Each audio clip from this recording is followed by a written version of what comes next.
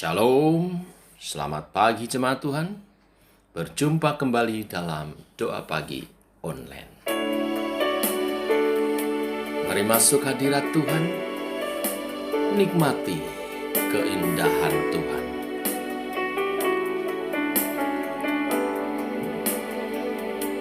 Saat indah ku berhadapan denganmu,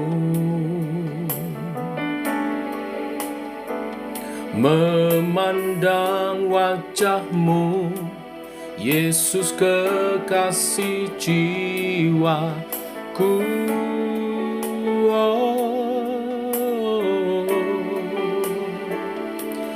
Bawa daku erat dalam pelukanmu,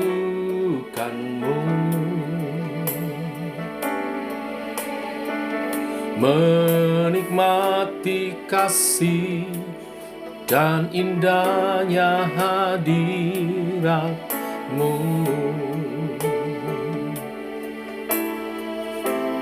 Hadiratmu Tuhan, ku rasakan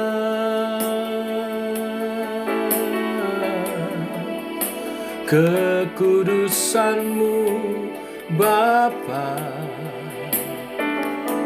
penuhiku.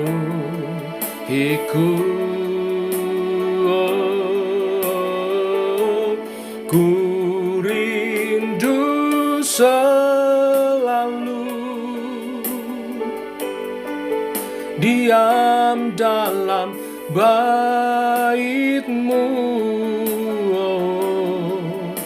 menikmati kasih anugerah-Mu.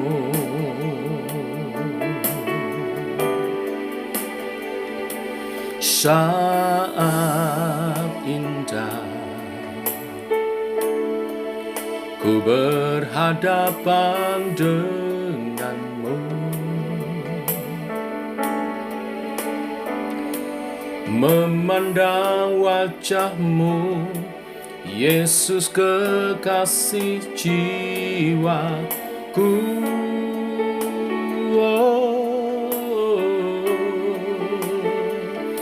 Bawa daku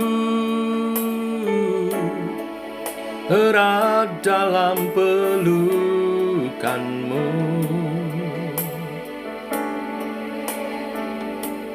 menikmati kasih dan indahnya hadirat-Mu.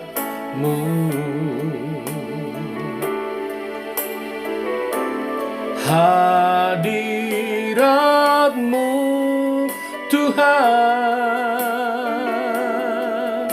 ku rasakan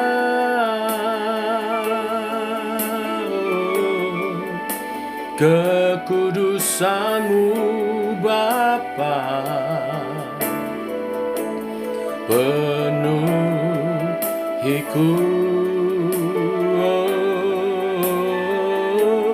Ku rindu selalu diam dalam bait-Mu, menikmati kasih anugerah-Mu.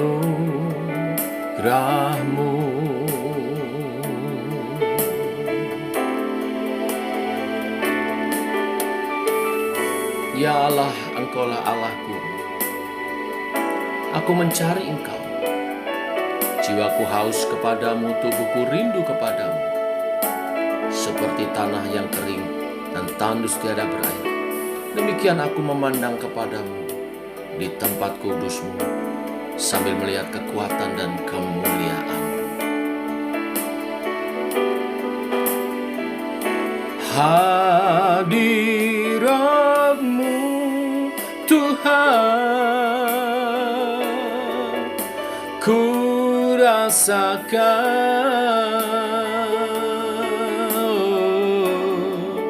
kekudusan-Mu Bapa, penuhiku.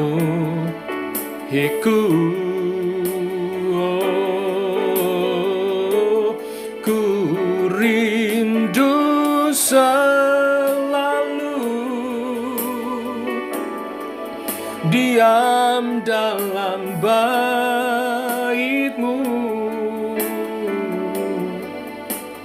menikmati kasih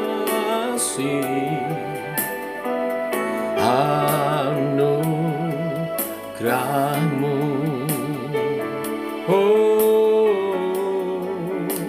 Menikmati kasih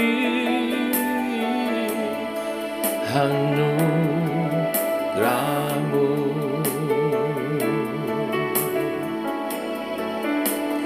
Menikmati kasih anugerah-Mu.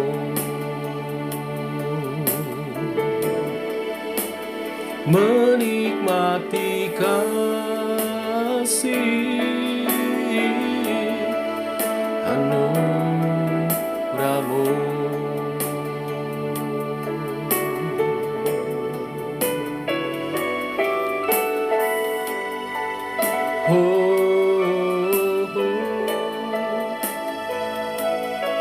Terima kasih Tuhan,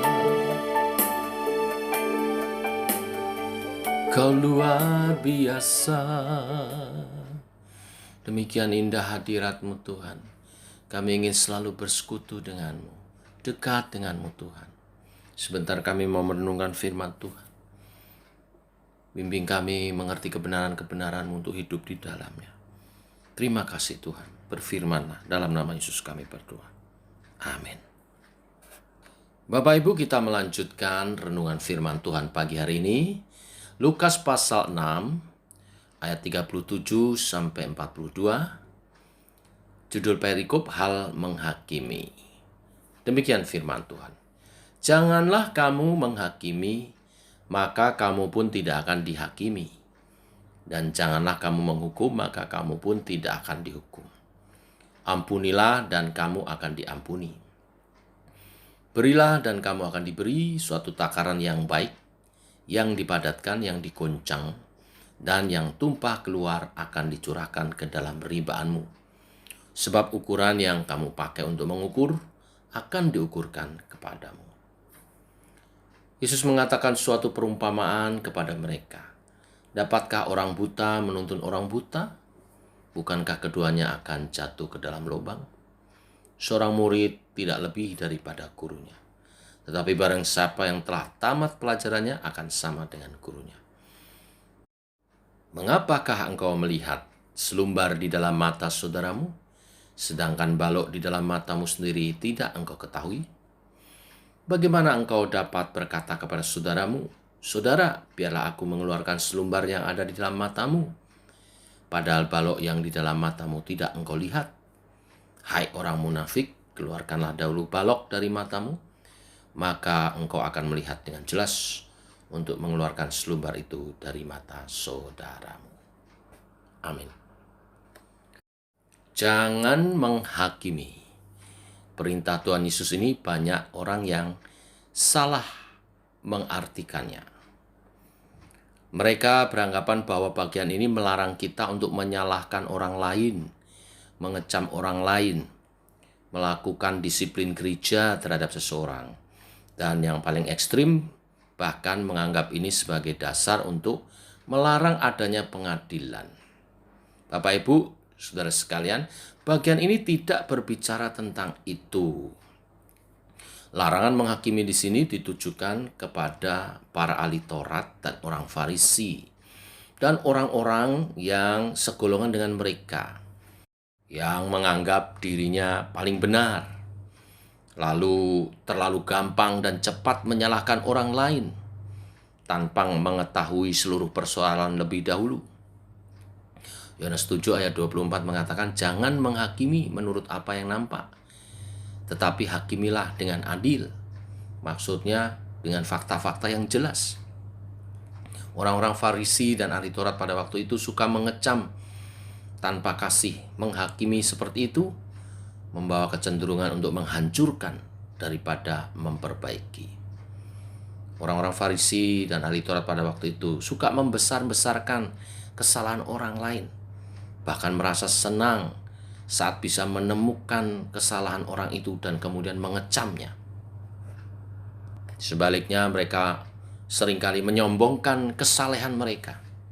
Di Lukas pasal 18 ayat 11 dikatakan, saat mereka ada di bait suci untuk berdoa, mereka berdoa seperti ini, ya Allah, aku mengucap syukur kepadamu karena aku tidak sama seperti orang lain, bukan perampok, bukan orang lalim, bukan pezina, dan bukan juga seperti pemungut cukai ini.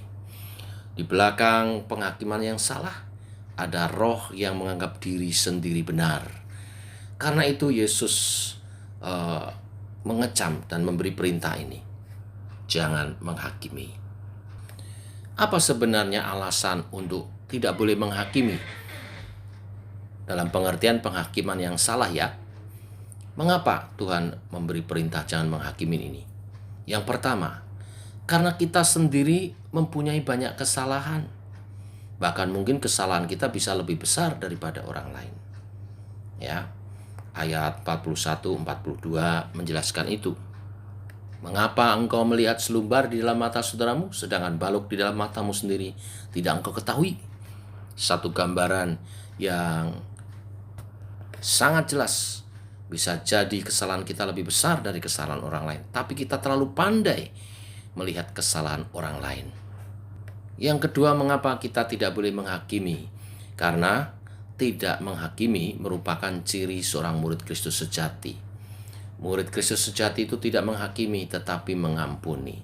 Seperti doa Bapa kami, ampunilah kami seperti kami mengampuni orang yang bersalah kepada kami. Yang ketiga, mengapa kita tidak menghakimi? Karena orang yang menghakimi akan dihakimi. Balasan ini datang dari manusia juga dari Tuhan. Saya catat setidaknya ada 3 penghakiman daripada Tuhan. Yang pertama ada penghakiman di akhir zaman yang menentukan orang masuk surga atau masuk neraka. Yang kedua ada penghakiman yang berupa hajaran dari Tuhan untuk supaya kita bertobat. Yang ketiga ada penghakiman untuk menerima pahala atau mahkota. Selanjutnya, mengapa kita tidak boleh menghakimi? Yaitu karena penghakiman yang kita lakukan akan menjadi standar bagi diri kita sendiri. Seperti ayat 38b mengatakan, sebab ukuran yang kamu pakai untuk mengukur akan diukurkan kepadamu. Lalu bagaimana sikap kita? Ayat 41-42 mengajar kita mengoreksi diri sendiri sebelum kita menghakimi. Syarat utama untuk saling melakukan pendisiplinan adalah mendisiplin diri sendiri lebih dahulu. Keluarkan balok dari mata kita, baru kita bisa melihat dengan jelas selumbar di mata saudara. Itu pun bukan untuk dihakimi dan disalahkan, tetapi dibimbing untuk bertobat. Inilah berita firman Tuhan hari ini. Jangan kita saling menghakimi, tetapi nyatakan kebenaran Allah untuk kita hidup dalam pertobatan kita. Tuhan memberkati. Mari kita berdoa. Bapa, kami mengucap syukur untuk hari yang baru, hari yang limpah dengan berkat-Mu. Terima kasih untuk kebenaran firman Tuhan, untuk mengajar kepada kami, untuk tidak terus mencari kesalahan orang lain, tetapi lebih dahulu kami mengoreksi diri kami, supaya kami hidup dalam kebenaran firman-Mu dan belajar mengasihi sesama kami.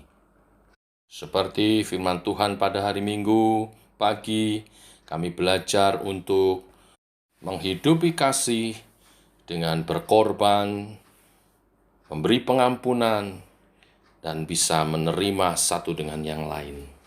Tuhan tolong supaya kami menggenapi kebenaran-kebenaran firman-Mu ini, dan nama Tuhan boleh dimuliakan melalui kehidupan kami sebagai murid-murid-Mu Tuhan.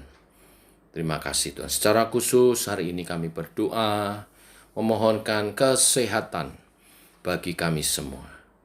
Yang sakit Engkau sembuhkan, yang lemah Engkau beri kekuatan, yang sedang dalam pergumulan Tuhan menolong. Pergumulan apapun Tuhan menolong, pergumulan dalam bidang keuangan, dalam rumah tangga, dalam usaha pekerjaan, atau apapun yang menjadi pergumulan umat-Mu, Tuhan menolong dan memberi jalan keluar. Roh Kudus memberi kekuatan, Roh Kudus, Roh hikmat memberi hikmat dan kreativitas untuk kami dapat bekerja dengan baik, berjuang dengan baik, mengusahakan segala sesuatu jalan keluar yang terbaik atas segala pergumulan kami.